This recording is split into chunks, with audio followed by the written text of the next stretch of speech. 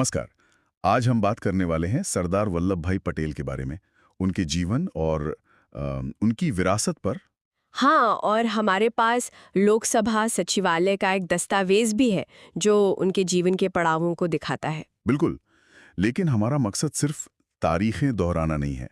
हम ये समझने की कोशिश करेंगे कि एक किसान परिवार में जन्मा एक लड़का वो भारत का लौह पुरुष बना कैसे। मतलब वो क्या चीज़ थी उनमें? वो कौन सा अनूठा मिश्रण था व्यक्तिगत दृढ़ संकल्प का, रणनीतिक सोच का, जिसने उन्हें वो करने में सक्षम बनाया जो लगभग असंभव लगता था। चलिए तो फिर सफर शुरू करते हैं। कहानी शुरू होती है 31 अक्टूबर 1875 को गुजरात के नाडियाड से। और एक बात जो मुझे हमेशा बहुत दिलचस्प लगती है, वो ये कि बैरिस्टर बनने से पहले उन्होंने यूनिवर्सिटी की कोई औपचारिक शिक्षा नहीं ली थी। सही बात है। उन्होंने खुद पढ़कर प्लीडर की परीक्षा पास की और वकालत शुरू कर दी। ये उनके किस तरह के स्वभाव को दिखाता है? ये उनके आत्मनिर्भर होने की एक तरह से नींव है। ये सिर्फ एक परीक्षा पास करना नहीं था, ये दिखाता है कि वो किसी पर निर्भर नहीं थे। अच्छा। और यही जिद, यही दृढ़ता हमें बाद में उनके हर बड़े राजनीतिक फैसले में भी दिखती है। और ये जिद तब भी नहीं टूटी जब उन पर व्यक्तिगत तौर पर बहुत बड़ी मुसीबत आई। 1909 में उनकी पत्नी का निधन हो गया।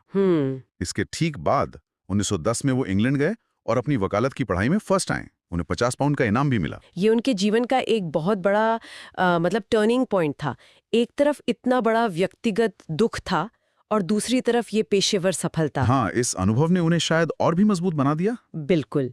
इसीलिए जब 1917 में वो गांधी जी के संपर्क में आए तो अपनी इतनी सफल वकालत को छोड़कर देश की सेवा में लगना उनके लिए कोई बहुत मुश्किल फैसला नहीं था। और यहीं से उनके राष्ट्रीय नेता बनने का सफर शुरू होता है।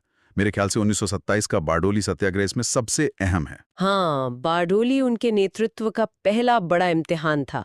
सरकार ने लगान में टैक्स में 30% की भारी बढ़ोतरी कर दी थी। 30%? ये तो बहुत ज्यादा है। बहुत ज्यादा।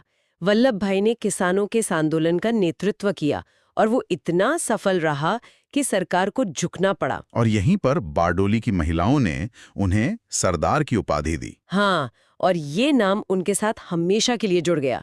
ये सिर्फ एक उपाधि नहीं थी, ये दिखाता है कि वो अब जनता के नेता बन चुके थे। इसने उन्हें एक राष्ट्रीय नेता के तौर पर स्थापित कर दिया। बिल्कुल, एक ऐसा नेता जो किसानों की आवाज बन सकता था और एक अनुशासित आंदोलन चला सकता था। फिर देश आजाद हुआ और उन्हें मिली शायद सबसे बड़ी चुनौती, भारत का एकीकरण।